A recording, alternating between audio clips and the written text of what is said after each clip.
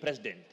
The continued dividing of our country in shares, Honorable Speaker, in terms of how many votes that a particular area voted for the government, Mr. Speaker, it is making parts of this country feel like they're not part of this country.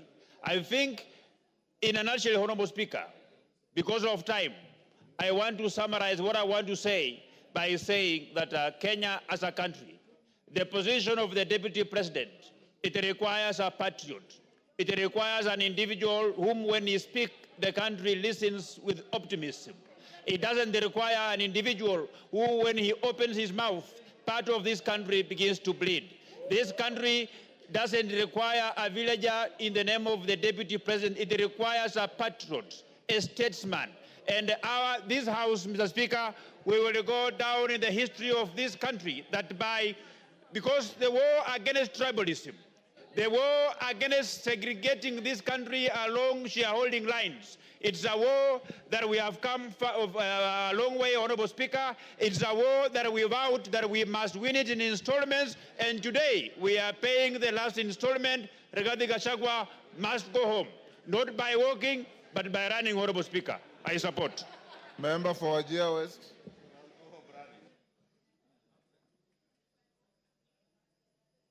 Please, yeah. Thank you, Mr. Speaker, for giving me this opportunity.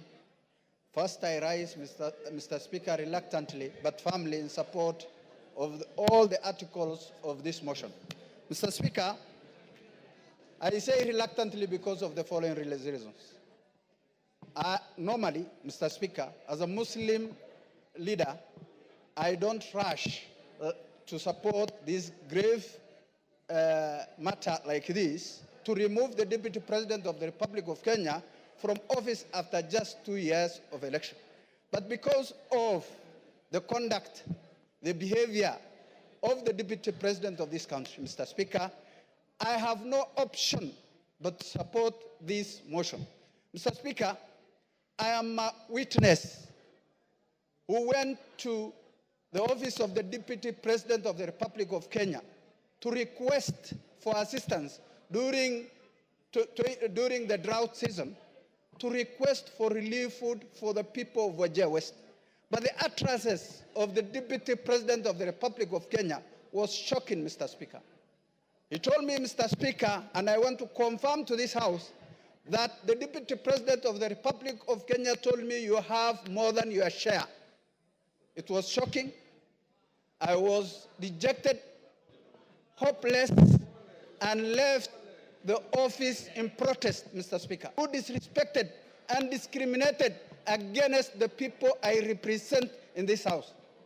Mr. Speaker, today, as we speak, it's a historical day. And for that reason, Mr. Speaker, for unity of this House, of the country. Your time is up. Your time is up. Member for Tetu. Thank you, Mr. Speaker. You have 2 minutes. Mr. Speaker, from the onset, I rise to oppose this motion, this special motion on removal from office by impeachment of the Deputy President of the Republic of Kenya. Mr. Speaker, when a man is down in the spirit of Ubuntu, it is not good to crush him. On Sunday, the Deputy President at the National Prayer Altar stood and apologized profusely to his boss, to fellow Kenyans, and indeed to all the members of this House. Mr. Speaker, I feel that our party, UDA, on which the Deputy President was elected, has internal disciplinary mechanisms which have not been exhausted so as to bring this matter to this House. I also feel that in the spirit of us finishing the agenda that we promised Kenyan, this matter can wait to 2027 so that we can focus on service delivery to our people.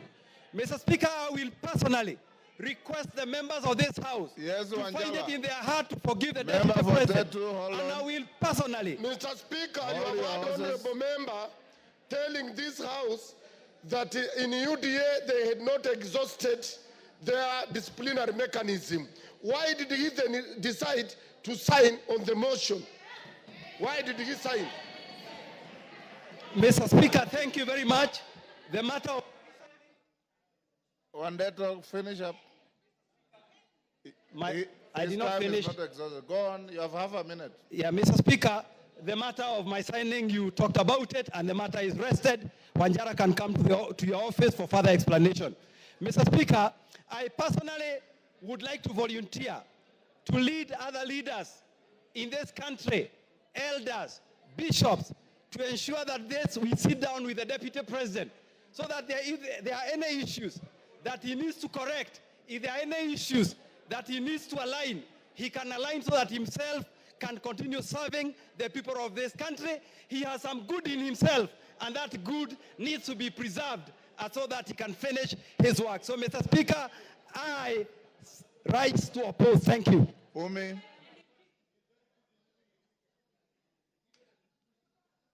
You have 2 minutes. Thank you, Mr. Speaker. I rise to support the motion of impeachment because of many reasons. Mr. Speaker, as a young person and as a representative of the House for the Youth, I wonder how many young people of this country can walk into a bank and access a loan of 600 million shillings without any guarantees of any sort. Mr. Speaker, this is a representation of impunity. The Deputy President stood before the media yesterday as a national leader to defend his children. I respect that he stood to defend his children, but how many children of this country has he given a chance for them to access the same benefits? Myself included, I cannot access a loan of that amount of money. Mr. Speaker, this impeachment motion is not just an impeachment because of difference of ideology, but it will be a symbol of democracy for our country, that people who abuse their powers can go home, regardless of whatever position they hold. Mr. Speaker, I come from Garissa County. We lost residents from my county at an accident as they were accessing to cross a river because of the flood scandal. Mr. Speaker, out of the 10 billion shillings that he had under his pocket, he only gave us 48 million shillings and disappeared and never showed up again. Mr. Speaker, what can 48 million shillings do for people who are suffering? Mr. Speaker, he did not even step in Wajir and Mandera. This is a deputy president of the whole country. I support the impeachment. He must go home and create a room for other people to get that position. Maybe it's time for other regions to be deputies so that we can get the same benefits. Mr. Speaker, I can even do a good job myself. Mr. Speaker. Your time is up. Jen Kagiri.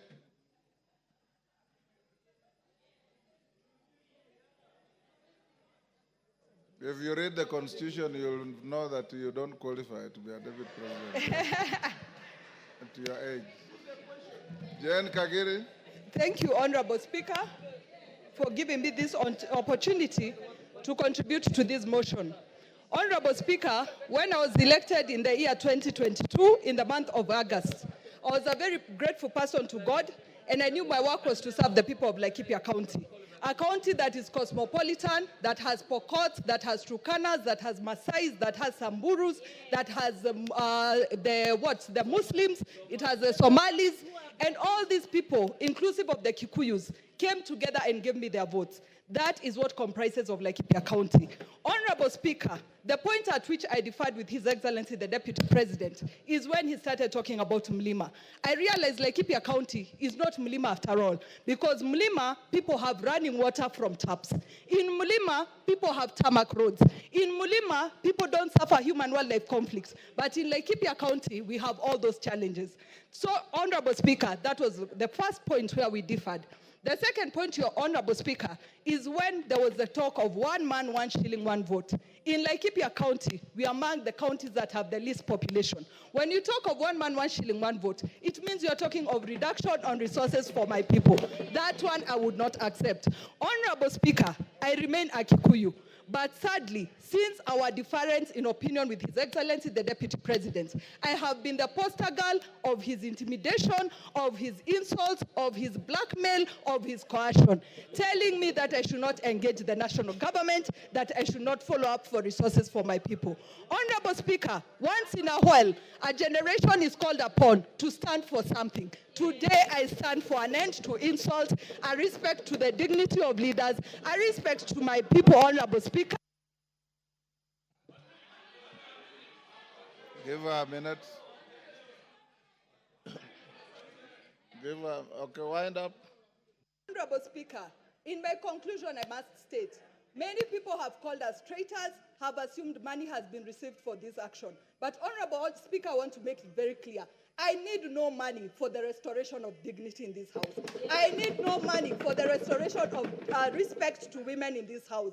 I need no money for resources to reach my people of Laikipia County. Honorable Speaker, I submit and I support. Thank you. Oundo.